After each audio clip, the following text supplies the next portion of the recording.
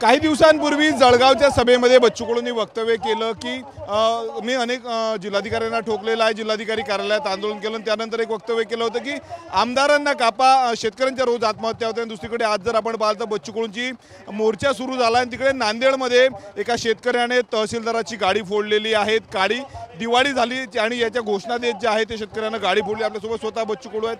भाऊ, काय सांगणार? तहसीलदाराची गाडी एका शेतकऱ्यानं फोडलेली आहे, जय जवान जय किसानचा नारा दिलाय नांदेडमध्ये। आणि आता आत्महत्या करायची वेळ असेल तर ते काय असं होणारच आहे। शेतकऱ्यांना मारायचंच ठरवलं असेल, प्रशासनानं जर मारायचं ठरवलं असेल, माझ्या शासनानं जर मारायचं ठरवलं असेल तर आम्ही मरल्यापेक्षा आता फोडणार आहोत ना, फोडावंच लागेल। शेतकरी तो तहसीलदार कसा त्रास देतो तुम्हाला माहीत आहे। त्याला 2-2, 4-4 वर्ष केसेस चालू असतं रस्त्याच्या, कधी निर्णय लागत नाही, पैशाशिवाय न्याय भेटत नाही।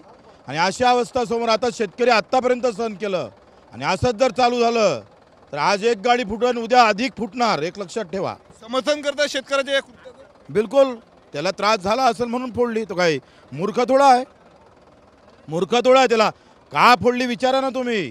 त्याला त्रास काय झाला ते पहा, फोडलेलं दिसतं पण त्याला सतावलेलं दिसलं पाहिजे ना, ते दाखवा पहिले टीव्हीवर। की ते बच्चू कडू होते, ज्या पद्धतीनं शेतकऱ्यांनी तहसीलदाराची गाडी फोडली ते कृत्य बरोबर असल्याचंच बच्चू कडूंनी म्हटलेलं आहे। त्या शेतकऱ्याला काय त्रास झाला हे आधी विचारा असंही बच्चू कडूंनी म्हटलेलं आहे। कॅमेरामन अनिकेत दहातोंडेसह मी स्वप्नील उमाप, TV9 मराठी, अळगाव, अमरावती।